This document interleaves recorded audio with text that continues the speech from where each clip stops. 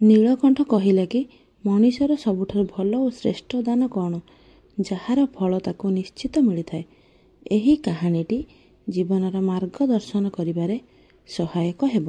ତେଣୁ ଏହି କାହାଣୀଟିକୁ ଶେଷ ଯାଏ ନିଶ୍ଚିତ ଶୁଣନ୍ତୁ। ନମସ୍କାର, ଜୟ ଜଗନ୍ନାଥ। ମୋର ସମସ୍ତ ଭାଇ ଓ ଭଉଣୀଙ୍କୁ ମୋର ୟୁଟ୍ୟୁବ୍ ଚ୍ୟାନେଲକୁ ଆପଣମାନଙ୍କୁ ହୃଦୟରୁ ସ୍ୱାଗତ କରୁଛି। ପ୍ରାଚୀନ ସମୟର କଥା। ଧର୍ମପୁର ନାମର ଗୋଟେ ସୁନ୍ଦର ଗାଁ ଥିଲା। ଯେଉଁ ଗାଁଟି ଗୋଟିଏ ନଦୀ କୂଳରେ ଥିଲା। ସେହି ନଦୀ ପାଖରେ ଗୋଟିଏ ବରଗଛ ଥିଲା।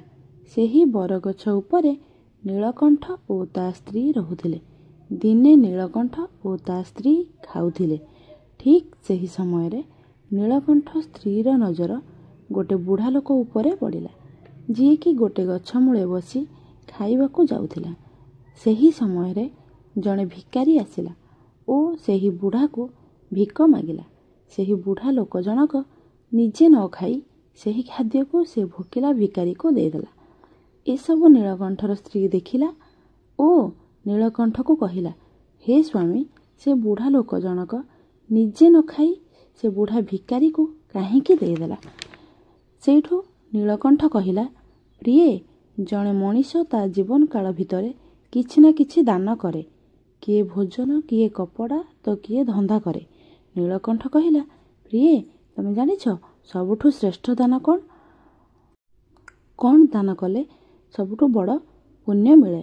ନୀଳକଣ୍ଠର ସ୍ତ୍ରୀ ସଙ୍ଗେ ସଙ୍ଗେ କହିଲା, ନା ସ୍ୱାମୀ, ଏମିତି କ'ଣ ଦାନ କଲେ ସବୁଠୁ ବଡ଼ ପୁଣ୍ୟ ହୁଏ? ନୀଳକଣ୍ଠ କହିଲା, ଏହାକୁ ମୁଁ ଗୋଟେ ଗପ ଆକାରରେ କହିବି, ଯାହାକି ଆମକୁ ପ୍ରେରଣା ଦେବ। ଏକ ପ୍ରାଚୀନ କାଳର କଥା। ଚନ୍ଦ୍ରପୁର ନାମରେ ଗୋଟେ ଗାଁ। ସେଠି ଜଣେ ଯୁବକ ରହୁଥିଲା। ତା ନାଁ କୈଳାସ, ଯିଏକି କାଠ କାଟି ତାକୁ ବିକି ନିଜର ଭରଣ ପୋଷଣ କରୁଥିଲା।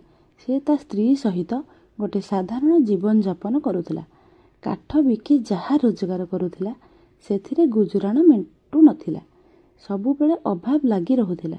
ଦିନେ କୈଳାସର ସ୍ତ୍ରୀ କହିଲା, କେତେ ଦିନ ଯାଏ ଆମେ ଏମିତି ହଇରାଣ ହେବା?